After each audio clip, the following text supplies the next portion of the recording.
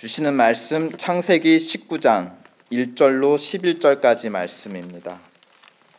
저녁 때 그 두 천사가 소돔에 이르니 마침 롯이 소돔 성문에 앉아 있다가 그들을 보고 일어나 영접하고 땅에 엎드려 절하며 이르되 내 주여 돌이켜 종의 집으로 들어와 발을 씻고 주무시고 일찍이 일어나 갈 길을 가소서. 그들이 이르되 아니라 우리가 거리에서 밤을 새우리라. 롯이 간청하되 그제서야 돌이켜 그 집으로 들어오는지라. 롯이 그들을 위하여 식탁을 베풀고 무교병을 구우니 그들이 먹으니라. 그들이 눕기 전에 그 성사람 곧 소돔 백성들이 노소를 막론하고 원근에서 다 모여 그 집을 에워싸고 롯을 부르고 그에게 이르되 오늘 밤에 내게 온 사람들이 어디 있느냐? 이끌어내라. 우리가 그들을 상관하리라. 롯이 문 밖에 무리에게로 나아가서 뒤로 문을 닫고 이르되 청하노니 내 형제들아 이런 악을 행하지 말라. 내게 남자를 가까이 하지 아니한 두 딸이 있노라. 청하건대 내가 그들을 너희에게로 이끌어내리니 너희 눈에 좋을 대로 그들에게 행하고 이 사람들은 내 집에 들어왔은즉 이 사람들에게는 아무 일도 저지르지 말라. 그들이 이르되 너는 물러나라. 또 이르되 이자가 들어와서 거류하면서 우리의 법관이 되려 하는도다.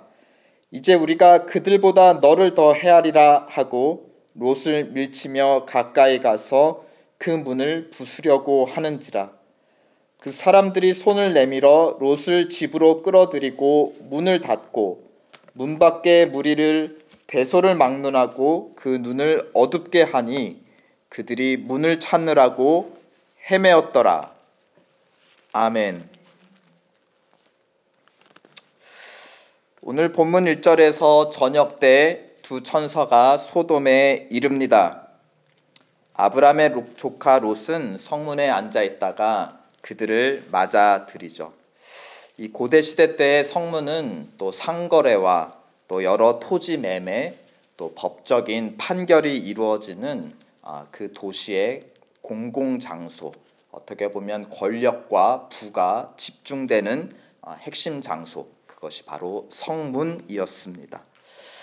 성문에 앉았다, 롯이 성문에 앉아 있었다라는 것은 어떻게 보면 한 자리 맡았다, 법조계든 경제계든 유력가였다라는 것을 우리에게 암시해 줍니다. 그런데 9절에 보면 나중에 소돔 사람들과 롯이 서로 맞서게 되는데 그때 소돔 사람들이 롯을 향해서 이렇게 얘기하죠. 너도 외지에서 굴러온 나그네가 아니냐. 넌 원래 우리 사람이 아니다. 그러면서 하는 말이 너가 우리 법관이 되려 하느냐라고 질책을 합니다. 잘 지낼 때는 우리 사람하고 친하게 지내다가 안 좋을 때는 너 외국인이지 않냐 하는 이런 이중적인 대우 우리 많이 당해봐서 알고 있습니다. 우리 법관이 되려 하느냐 하는 것 자체, 롯은 법관은 아니라는 것을 우리에게 암시해주고 있죠. 그러니까 어떻게 보면 그가 성문의 한 자리를 차지했다는 것은 어떤 공직이라기보다는 좀 상업적, 재계 쪽에 관련된 것이 아닌가 우리에게 암시해 줍니다. 그럼에도 우리에게 부인할 수 없는 사실이 있다면 롯이 지금 소돔이라고 하는 큰 성읍, 큰 도시에 녹아들었던 모습을 우리에게 보여주고 있습니다. 그런데 이런 롯에게 다른 한편 소돔 사람들과 다른 모습을 오늘 본문은 보여주고 있어요. 왜냐하면 성문에 여러 유력가들이 앉아 있었을 텐데 그들 중에서 이 두 나그네를 영접한 사람은 롯이 유일했다라는 것입니다. 나그네를 영접했다. 누구의 모습을 우리는 롯에게서 볼 수 있는 것입니까? 바로 18장, 바로 전장에 이 똑같은 나그네가 지나갔을 때 아브라함은 그들을 극진하게 영접하였습니다. 아니 그렇게 소돔에 수많은 유력가들이 있는데도 불구하고 그들 중에 유일하게 나그네들을 영접한 사람은 롯이었습니다. 롯에게서 아브라함의 모습이 계속해서 보입니다. 3절에 보면 롯이 간청해서 그들을 영접합니다. 그리고 아브라함처럼 식탁을 베풀고 무교병을 구워 그들을 식사 대접을 하는 것입니다. 그런데 18장과 비교해서 보면 좀 롯과 다른 모습도 있는 것 우리 아주 미묘하지만 느껴져요. 18장에 보면 아브라함은 그 나그네들이 왔을 때 굉장히 극진하게 대접을 하면서 그 극진한 모습이 어디에서 드러나느냐, 이렇게 막 뛰어다니는, 그렇죠? 막 달려다니면서 음식을 준비하고 또 음식을 준비할 때도 값진 송아지를 잡아서 극진하게 대접을 합니다. 그런데 3절에 보면 뭔가 하기는 하는데, 그쵸? 뭔가 그런 액션이 보이질 않아요. 그냥 식탁을 베풀었다. 또 무교병을 구웠다. 무교병은 우리에게는 이제 쌀밥 같은 이제 당시 사람들의 기본 음식이었습니다. 또 18장에 보면 그 무교병을 아내 사라에게 구우라고 해서 아내도 동참을 하는데, 여기 3절에 보면 롯은 소돔 출신의 아내를 맞았는데 그 아내는 지금 코빼기도 보이지 않고 그냥 남자가 그냥 혼자 식탁을 베풀고 무교병을 굽는 그러한 제한된 모습도 우리에게 보여주고 있습니다. 우리는 이런 요 짧은 1절에서 3절까지의 묘사를 통해서 롯에게서 두 가지 양면성을 다 발견해요. 그렇죠?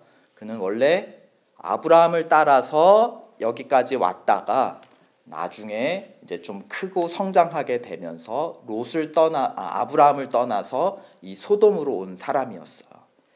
그에게서는 아브라함의 모습도 보이고 그 다음에 소돔 사람들의 모습, 특별히 외지인들을 향해서 냉랭한 그런 소돔 사람들의 모습, 인색한 모습도 보여주고 있습니다. 그러한 이제 롯을 통해서 자연스럽게 그가 새롭게 녹아든, 그리고 그 안에 녹아들게 된 소돔 사회의 모습, 소돔 스타일이 이제 본격적으로 소개가 되고 있습니다. 4절을 보면 두 천사가 눕기 전 소돔 백성들이 모여서 그 집을 에워쌌다 하였습니다. 거기에 4절에 보면 그 성사람 곧 소돔 백성들이라고 표현이 되어 있는데, 이것은 사실 히브리어 원문에는 다 남자들이라고 표현이 되어 있습니다. 소돔의 남자들이 롯의 집을 모여 에워쌌다. 근데 본문이 강조하고 있는 것은 그 다음에 무엇이냐, 모든 남자들이 모였다는 것을 강조하는 표현들로 가득해요. 어떻게 모든이냐, 노소를 막론하고, 그러니까 그 나이로 치면은 위 아래가 다 모였고, 또 거리로 치면 원근에서 다 모였다. 그러니까 위 아래 좌우 모든 성 안에 남자들이 이 집을 에워쌌다라는 것을 굉장히 강조하고 있습니다. 그러면서 5절에 그들은 나그네들을 이끌어낼 것을 요구하면서 우리가 그들을 상관하리라 요구하였습니다. 상관하리라, 좀 더 원문에 가까운 번역은 우리도 그 남자들을 좀 알고 싶다 하는 겁니다. 그러니까 좀 이 상황에 맞춰서 의역을 해보자면, 롯, 왜 너만 그들을 알려 하느냐, 우리도 좀 그들을 좀 알게 해줘라 하는 뜻입니다. 알자, 어떤 의미로 받아들이세요, 여러분은? 알자. 그런데 이어지는 롯의 언행은 그들이 요구한 우리도 알자라는 말이 이 소돔 내에서 어떤 의미였는지를 우리에게 밝혀줍니다. 6절에 보면 롯은 소돔 남자들과 두 나그네 사이에 서게 됩니다. 그리고 소돔 남자들을 향해 7절 이런 악을 행하지 말라라고 당부합니다. 이런 악이다. 그 악이 어떤 것인지 8절에서 더 구체적인 정황을 우리에게 제시합니다.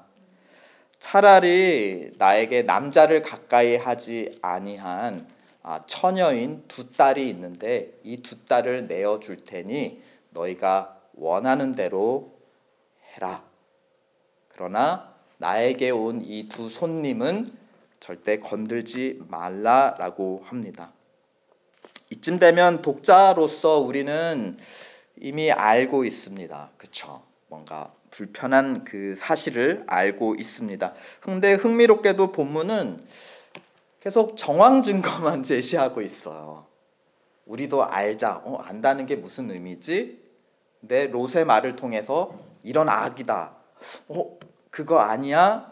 하는데 8절에 보면 차라리 내 두 딸을 너희들이 맘대로 해라 하면서 이게 우리도 서로 알자라고 소돔 남자들이 요구하는 게 무엇인지 우리는 이쯤 되면 알고 있어요. 남자와 남자끼리 여자 대신 무엇을 하려 한다. 근데 본문은 그것을 직접 밝히지 않아요. 그래서 우리한테 더 충격을 주고 있어요. 왜냐? 말로 직접 하지 않으니까 어떻게 하죠? 계속 정황을 통해서 우리는 어떻게 해요? 계속 그거 아니야? 그거 아니야? 하면서 계속 생각이 우리 머릿속에 남아 있는 거예요.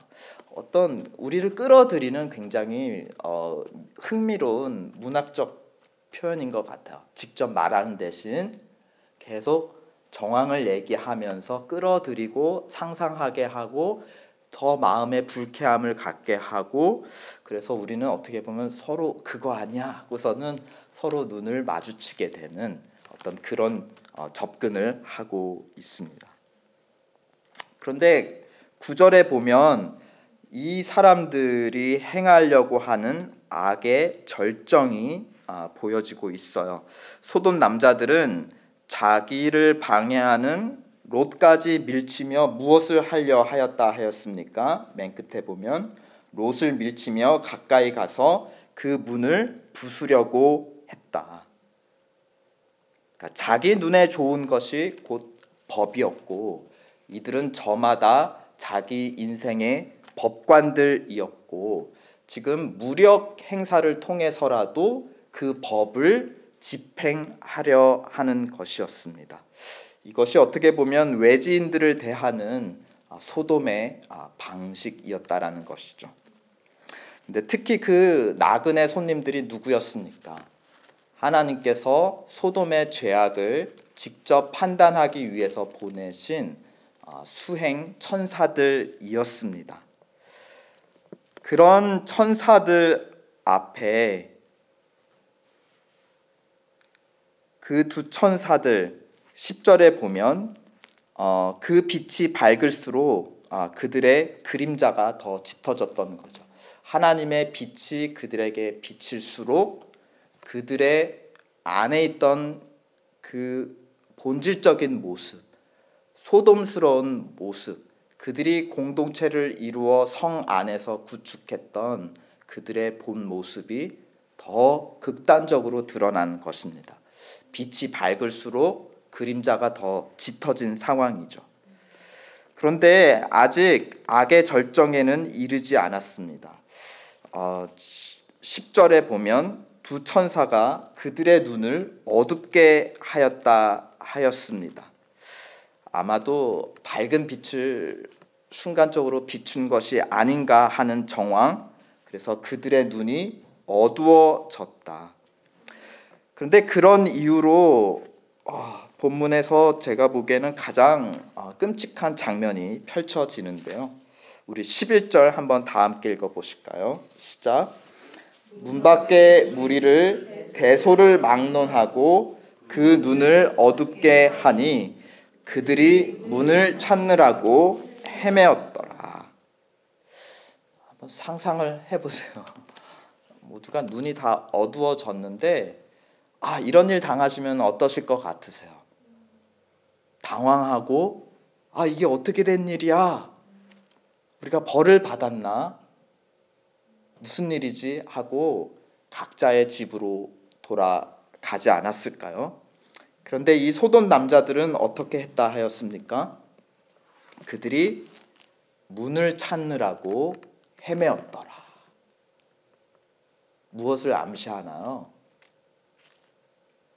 끝까지 자기들 마음에 있는 그 욕구를, 그 목적을 이루기 위해서 끝까지 문고리를 찾았다라는 것입니다. 이것은 악을 행하는 정도가 아니라 악에 사로잡힌 모습이죠. 4절에 이 롯집에 몰려온 자들은 노소와 원근을 막론했다면 11절에 다시 한번 강조하고 있습니다. 배소를 막론하고 그 눈을 어둡게 했다. 모든 사람이 어두워졌고 그러나 모든 사람이 문을 찾아 헤매였다라는 것입니다. 우리 이 장면은 계속해서 처음부터 마지막까지 모든 남자들이 모였다. 그래서 이러한 악에 사로잡혀 행동했다 하는 것을 강조하고 있죠. 이것은 우리에게 18장에서 아브라함의 중재를 떠올리게 해줍니다. 그렇죠? 아브라함은 소돔을 심판하려고 하는 하나님의 계획을 들었어요.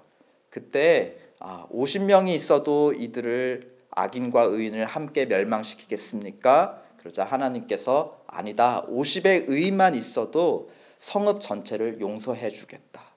그렇게 해서 아브라함은 어떻게 했죠? 끝까지 목숨의 위험을 무릅쓰고 소돔을 위해 하나님께 용서와 긍휼을 요청합니다.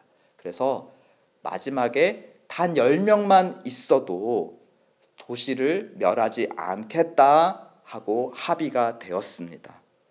근데 오늘 19장부터 1절부터 11절까지 모든 남자들, 소돔의 모든 가정을 대표하는 머리되는 남자들이 다 이 일을 행하고 있다라는 장면은 그 중재에 비추어서 우리에게 무엇을 암시하죠? 소돔에 의인이 하나도 없다. 그러므로 이어지는 이 서사 전개가 어떻게 될지, 소돔의 운명, 소돔에 무엇이 임할지 우리에게 암시해 주는 그런 대목이기도 합니다. 우리 롯을 만난 첫 장소는 1절 성문이었어요. 성 바깥과 성 안쪽의 경계선이었습니다. 바로 아브라함과 소돔의 사이 경계선에 있는 롯의 모습을 봅니다. 롯은 아브라함처럼 나그네를 대접했죠. 그러나 소돔 사람처럼 그 대접하는 모습이 굉장히 인색했습니다. 또 아브라함처럼 악을 악이라고 인식을 했습니다. 그러나 소돔 사람처럼 그 악을 해결하는 방식, 자기 딸을 내어주는 그 소돔의 음욕스러운 방식으로 차악으로 최악을 막으려고 하는 또 어떤 면에서 소돔스러운 그의 방식을 보여주기도 합니다. 또 아브라함처럼 하나님의 천사들과 소돔 사이에서 중재하려는 모습을 우리에게도 보여주죠. 하지만 소돔 사람처럼 어떻게 보면 자기의 목숨을 내놓는 것이 아니라 다른 존재, 두 딸을 대신 내어줌으로써 중재하려고 하는 다른 사람을 희생시키는 모습을 보여주기도 합니다. 어떤 면에서 자기의 목적을 이루기 위해서 다른 사람을 남용하고 이용하는 모습, 소돔스러운 모습이기도 하죠. 오늘 본문은 그러니까 롯에게 비추는 이런 이중적인 모습을 통해서 우리에게 두 세계, 두 공동체, 두 존재를 대조하고 비교해 줘요. 아브라함과 소돔 사람들을 비교하고 대조해 줍니다. 그런데 어쩌면 양극은 서로 통하는지 모르겠습니다. 아브라함과 소돔 사이에도 공통점이 있어요. 그것은 끝까지 무언가를 구한다는 것입니다. 끝까지 무언가를 구한다. 아브라함은 자기의 목숨을 걸고 끝까지 소돔을 구하려고 하나님께 간청했습니다. 그렇죠. 감히 제가 이런 말을 하건대 저는 그냥 먼지와 티끌 뿐이지만 감히 하나님 앞에 제가 간청하건대 하면서 소돔을 위해서 구하려고 애썼죠. 처음에 50, 그 다음에 10명까지 끝까지 소돔을 구하려고 간청했습니다. 소돔 남자들도 뭔가 끝까지 구하는 것이 있었어요. 그들이 눈이 앞이 보이지 않은 상태가 되었음에도 불구하고 계속해서 문을 그 안에 들어가려는 문을 찾아 헤매는 모습. 아브라함은 끝까지 하나님의 긍휼을 구했다면 소돔 사람들은 끝까지 자기 마음에 품은 그 뜻, 그 정욕을 추구했다라는 것입니다. 우리가 끝까지 구하는 것이 어쩌면 사람마다 있는 것 같아요. 다른 것이 망가지고 희생되더라도 내가 이것은 끝까지 놓지 말고 구해야겠다 하는 그것이 있기에 우리는 어쩌면 살아가는 것 아닐까요? 그리고 끝까지 구하는 그것이야말로 우리의 모습이고 우리의 본질이라는 것입니다. 여러분이 구하는 것은 무엇인가요? 여기에 더해서 우리가 함께 생각해 볼 것이 있습니다. 아브라함은 지금까지 하나님과 계속 동행해 왔어요. 그 끝에 하나님이 원하시는 하나님의 마음에 담겨 있는 그 좌우를 분별치 못하는 자들을 향한 긍휼, 그 하나님의 긍휼을 아브라함도 끝까지 구하게 됩니다. 소돔 사람들은 아까 롯에게도 꾸짖었었고 또 지금 하나님이 보낸 두 천사에게도 했던 것처럼 외지인들을 배척하고 모든 남자들이 함께 같은 걸 지금 추구하고 있죠. 어떻게 보면 우리가 끝까지 누구와 함께 하고 있는가, 그것이 우리가 끝까지 무엇을 추구하는가를 결정짓는 것이 아닌가 싶습니다. 끝까지 구하는 것, 우리가 끝까지 동행하는 것, 그것이 바로 우리의 모습이고 우리의 본질임을 오늘 본문이 가르쳐주고 있습니다. 아멘. 우리 함께 기도하시죠. 여러분은 누구와 끝까지 동행하십니까? 또 끝까지 정말 마음 깊은 곳에서 구하고 있는 것 무엇입니까?